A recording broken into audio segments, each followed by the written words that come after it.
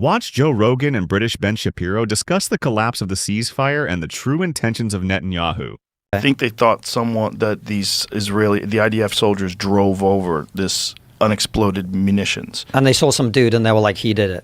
I think someone blamed someone else for it. I think there was confusion. Yeah. I don't know what the exact story was, but they started bombing again and they killed a bunch of people. Soon after the explosion in Rafah, I'm told by a secure familiar, the White House and Pentagon knew the incident was caused by an Israeli settler bulldozer running over unexploded ordnance, contradicting Netanyahu's claim that Hamas had popped up from tunnels. This is Ryan Grimm, who's a journalist.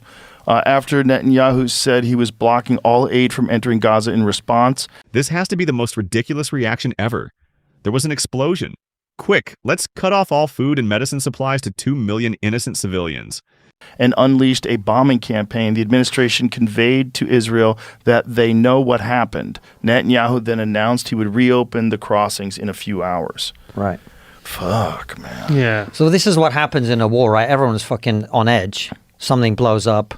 Yeah. They think we're under attack and it all starts again. Brilliant analysis from British Ben Shapiro over here. The worst suspicions are that Netanyahu wants this war to continue because that's how he stays in power. Because of the corruption stuff, right? And that's what Clinton said openly. Yeah. Yeah. You know? Yeah. Let's review the tape. Mr. Netanyahu has long wanted to fight Iran because that way he can stay in office forever and ever. I mean, he's been there most of the last 20 years. Do you think that's true? I don't know, man. I don't know enough about geopolitics. I certainly don't know enough about this conflict, but, you know, I know that there's a lot of people that are suspicious of it, which is why a lot of people are suspicious about why it took so long to answer with October 7th. This has to be the only issue where everybody says they don't know enough about, even though it is probably the most documented slaughter of a people in human history. But hey, it's complicated.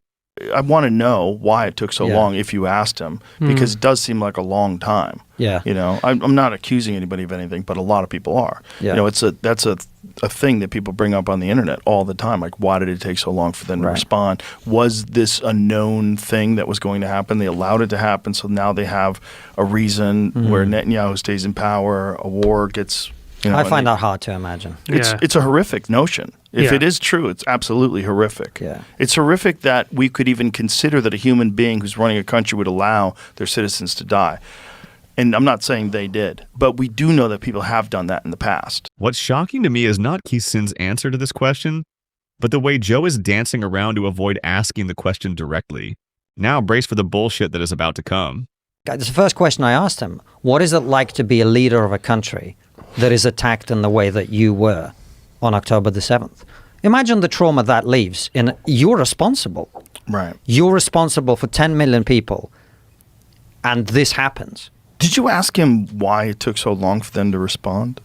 No. We didn't ask him that, no. It was quite a few hours, though, It was a few hours. Yeah. FYI, it took roughly 5 hours for the IDF to respond to the attack, with some areas taking up to 10 hours.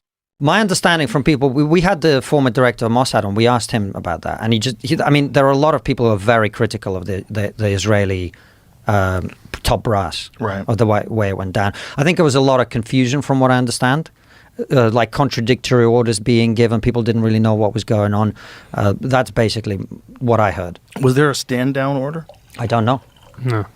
You guys tell me in the comments what you think about that.